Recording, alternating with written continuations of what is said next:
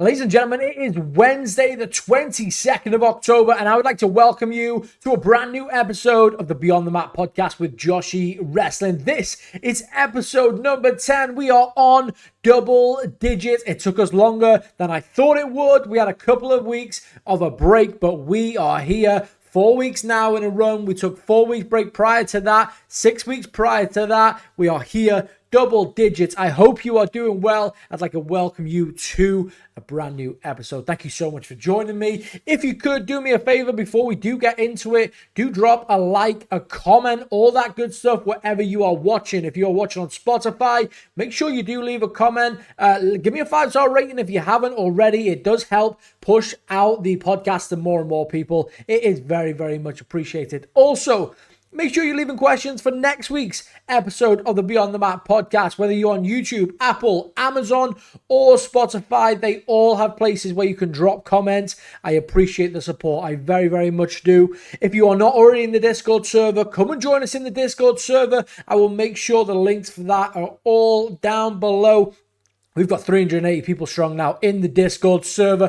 380 like-minded wrestling fans, all there for one reason, because they are passionate about professional wrestling and they want someone to talk to about it. It is 2025. You do not need to be a solo wrestling fan. There are some amazing communities, and I'm going to throw my hat in. One of them is ours. We have some great communities. We really, really do. And I am so proud to be a part of many fantastic communities. But the Joshi Wrestling community, the community we are building, that's the one I'm going to encourage you to join the most.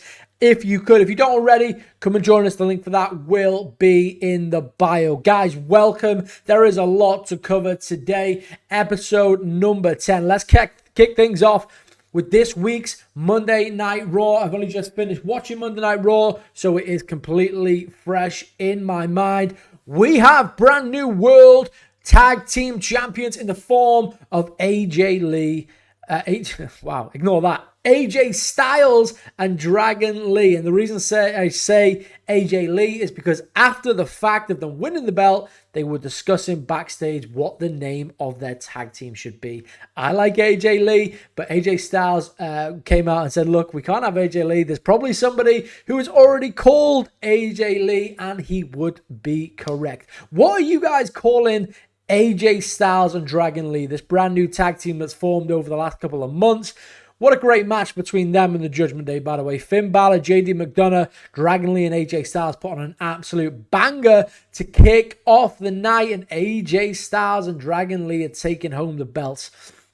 What a week that has been for the phenomenal one, AJ Styles, by the way. 9 days ago, he was wrestling John Cena in arguably match of the year, one of John Cena's best ever, one of AJ Styles' best ever. It was a love letter to wrestling. I referred to that quite a bit in last week's episode of the podcast. I'm so happy for AJ Styles right now. We know that 2026 is going to be his final year as a professional wrestler, at least in WWE. We don't know what that looks like outside of WWE, but AJ Styles, man, he is having some run at the minute, and him being in my top 3 favorites of all time, I'm super, super happy. I want to see the continuous run go on and on and on. AJ Styles, Dragon Lee, brand new World Tag Team titles. What does this mean for the Judgment Day? Does the Judgment Day break up from here?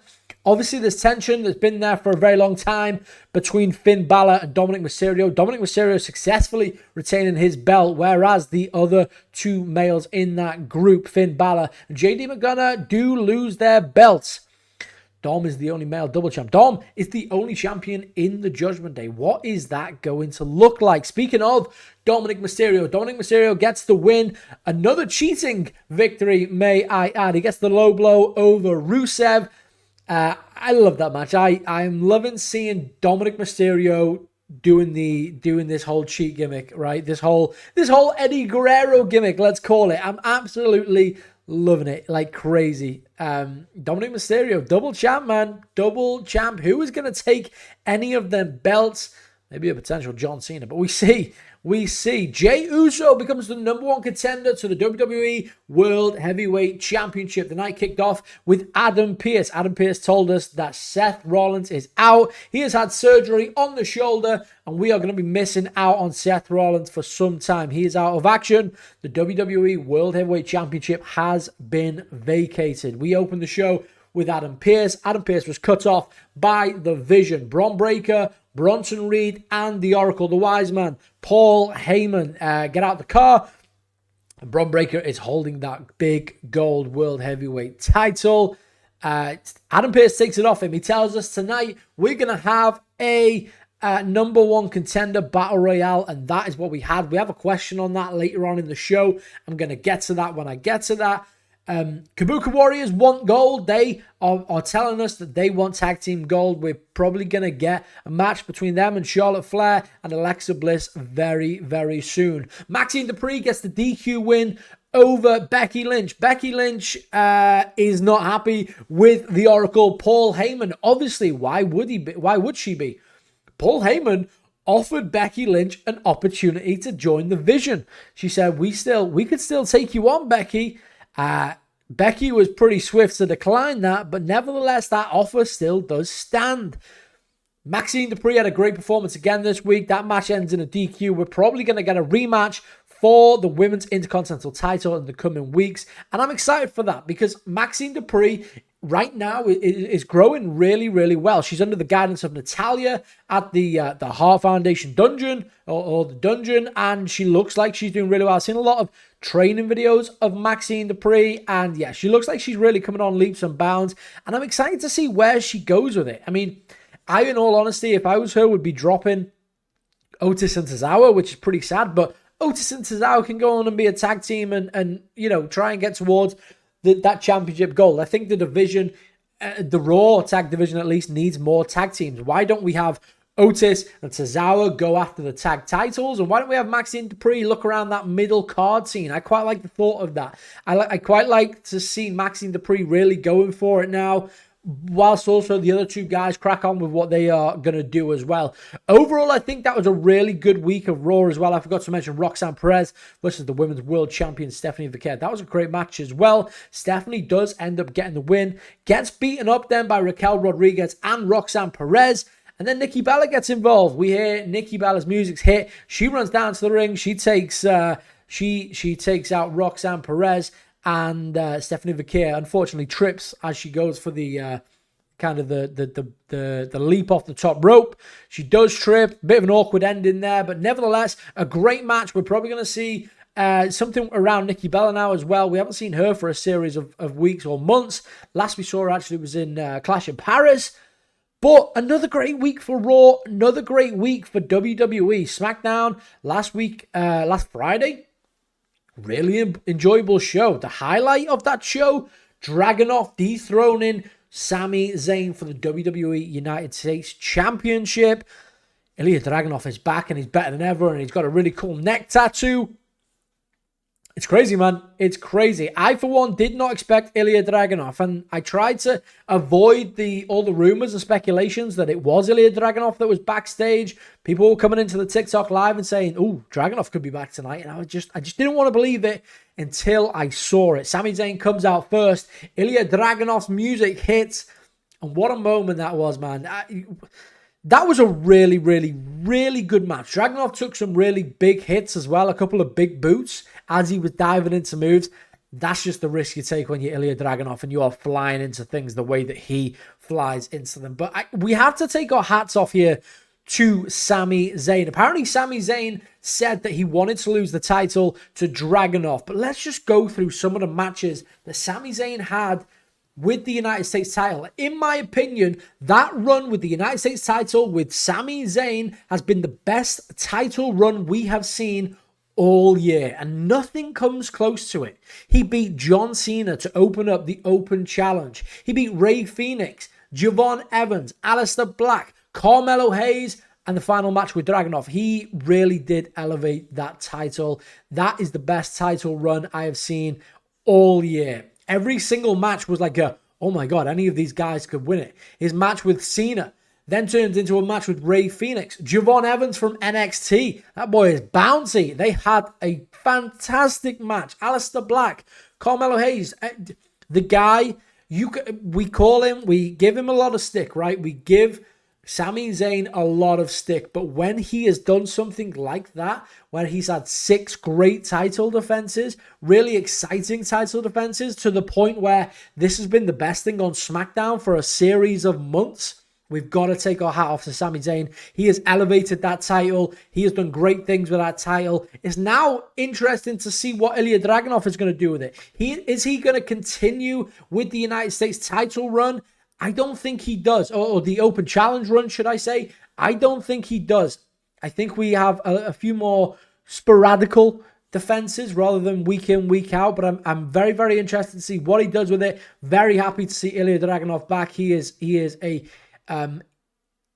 an absolute world-class wrestler that just looks so seamless in the ring. He looks so comfortable in the ring, and I, for one, am really happy to see him back under the WWE banner. Rumor has it he was going to come back a few months later to join the Raw brand, but apparently Friday Night SmackDown needed a shuffle, and I could not agree more. Ilya Dragunov returns back on WWE Friday Night SmackDown and wins the US title against Sami Zayn. Wow, what a moment.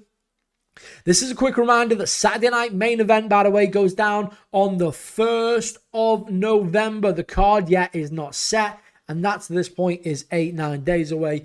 We better get a move on with that. Let's get ourselves onto the questions, my good friend. We've got some great questions, by the way, today. Some really, really good questions. Some are a little bit harder than others to answer, but we're going to try our best. D. Pweezy, my friend.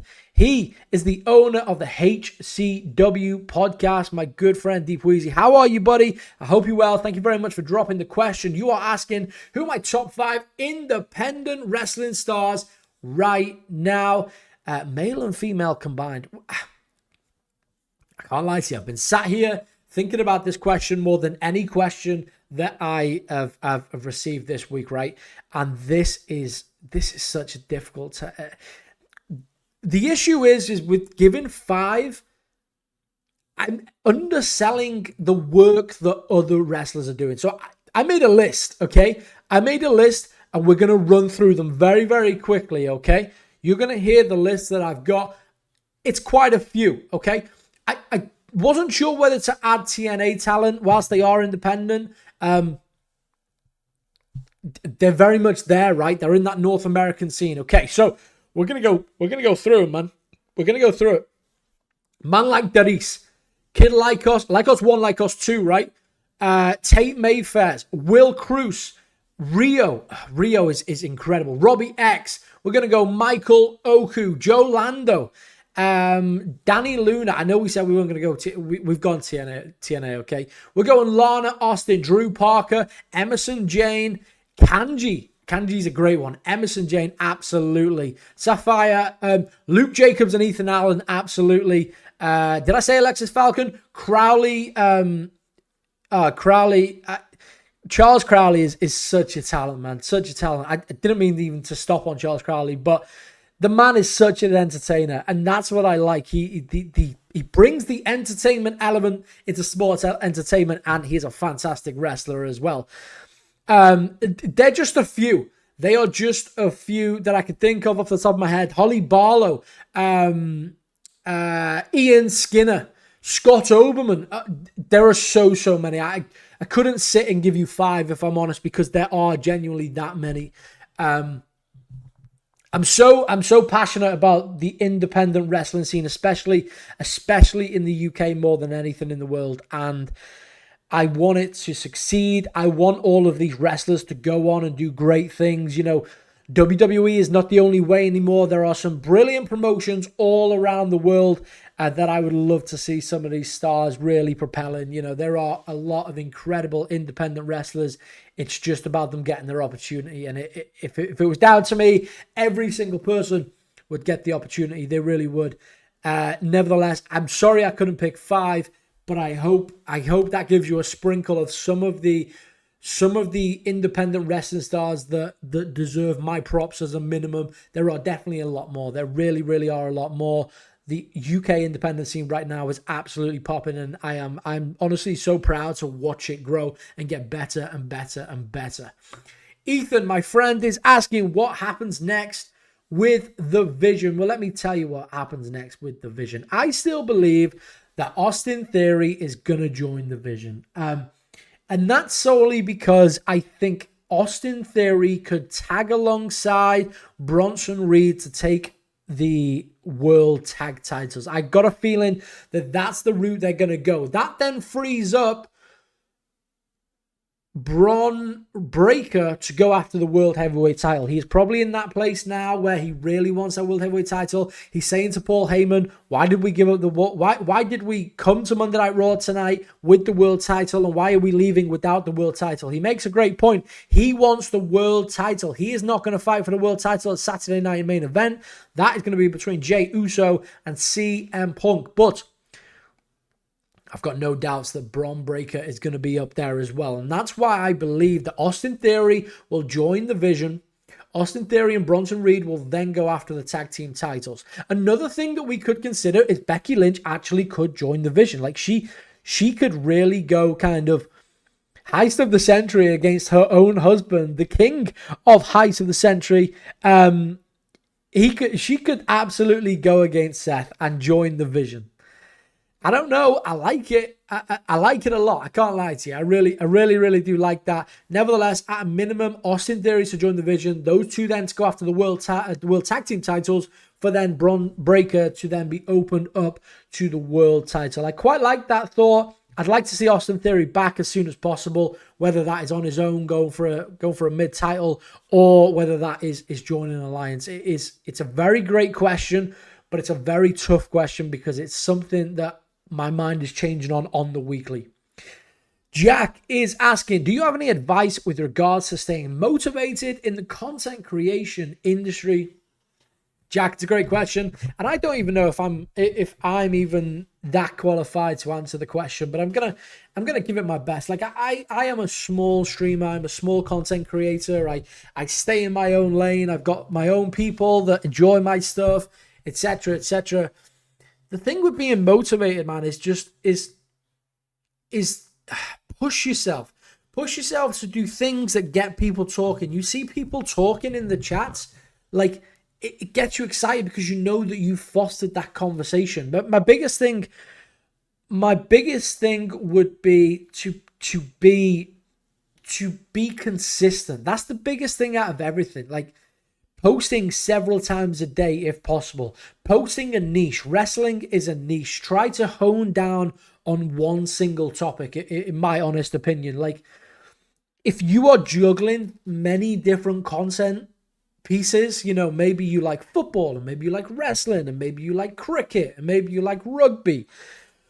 Don't try and make one channel 4 different things, because people don't know what you're about. People don't know, is he going to cover this, or is he going to cover... Because if I like wrestling, but that guy's doing cricket, rugby, and football, and I don't like cricket, rugby, and football, I'm probably not going to stick around as such, because you're only providing what I want to watch 25% of the time. Whereas if you are providing football on one channel and wrestling on the other channel, I'm going to follow the one that I'm drawn to, right? I don't have to bother with the football one because, somebody else will. I'm only passionate about the wrestling. So I'm going to watch the wrestling stuff. And I think really it's tough. It really is tough. But you want to ingrain into the minds of the people that when they see your video, they know what it is you're going to talk about at a minimum, whether that is wrestling, whether that's football, whether that is rugby.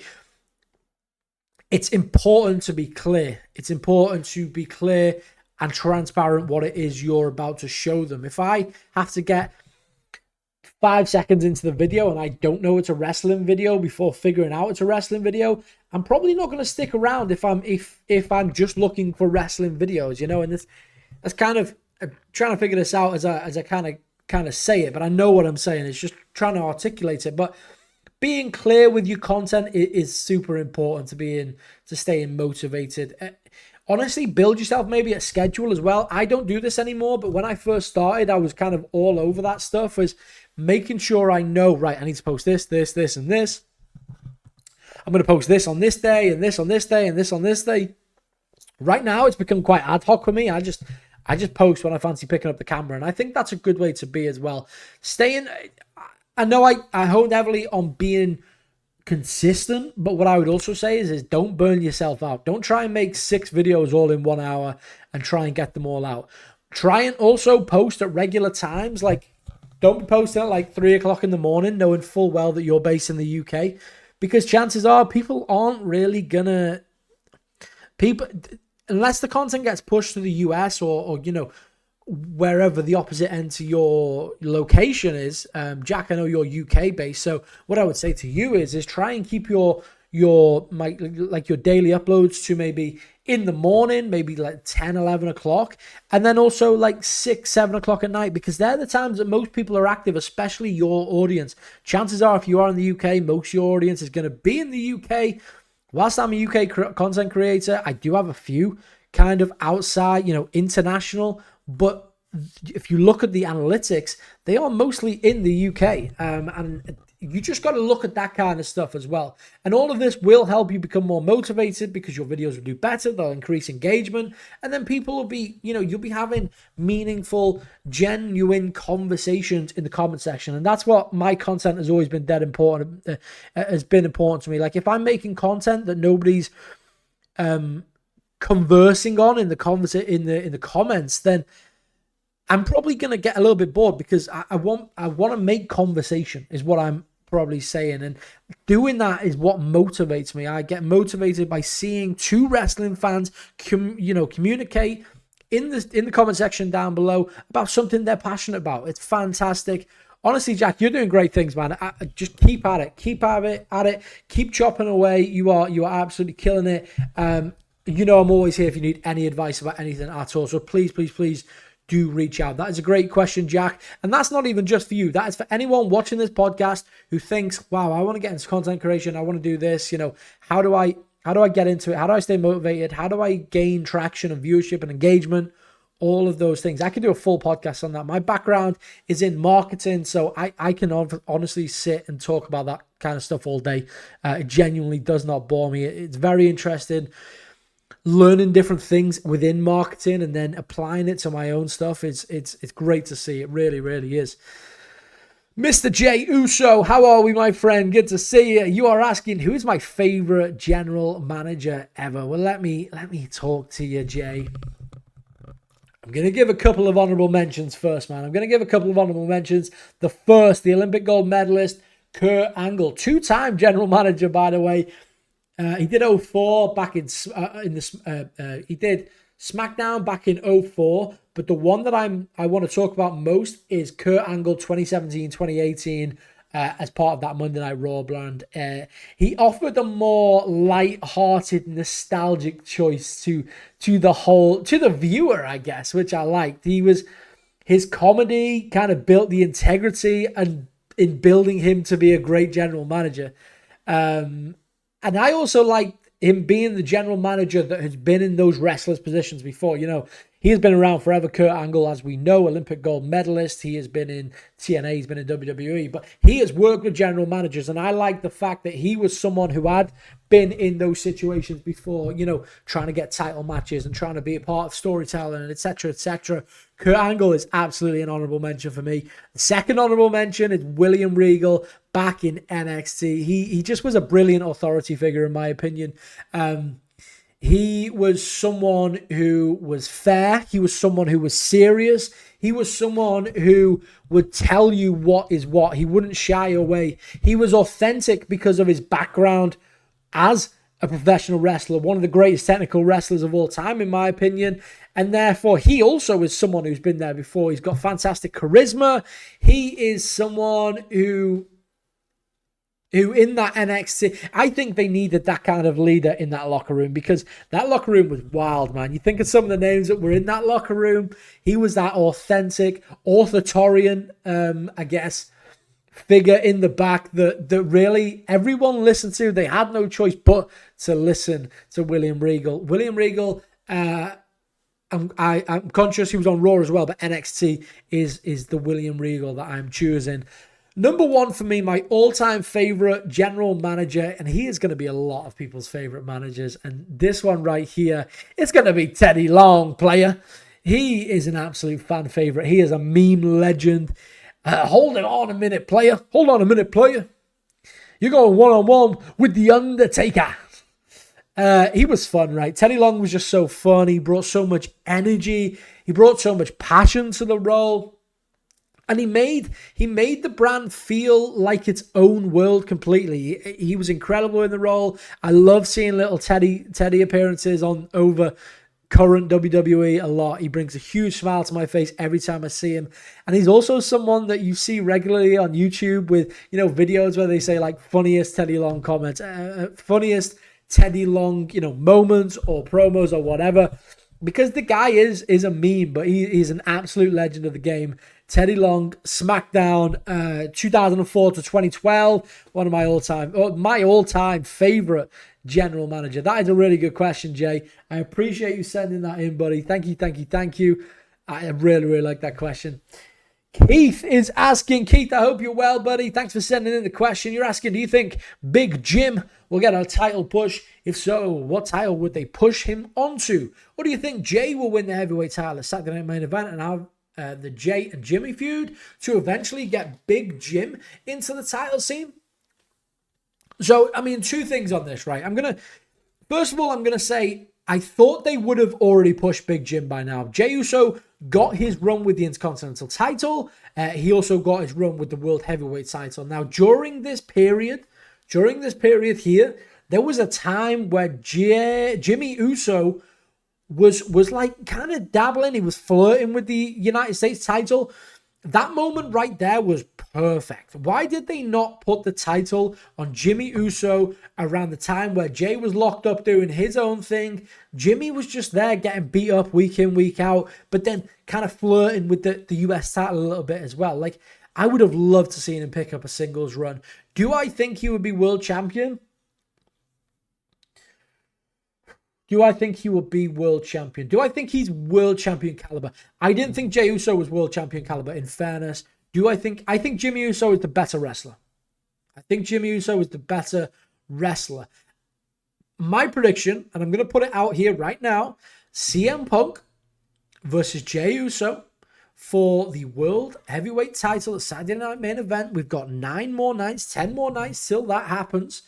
We have got one more Monday Night Raw, that being the upcoming Monday Night Raw. Something's going to happen there. I think Jey Uso is going to piss off Jimmy Uso one more time.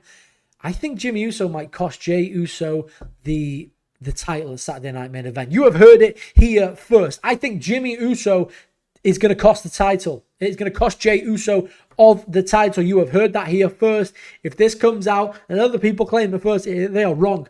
Right here, episode 10, Beyond the Mat podcast. I don't know why I think that.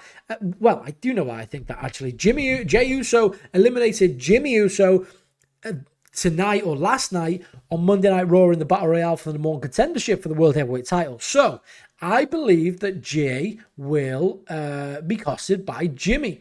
He is only going to get more and more pissed off. Something's going to happen on the 27th edition of Monday Night Raw, the 27th of October, which then I think will be the final straw for the costing.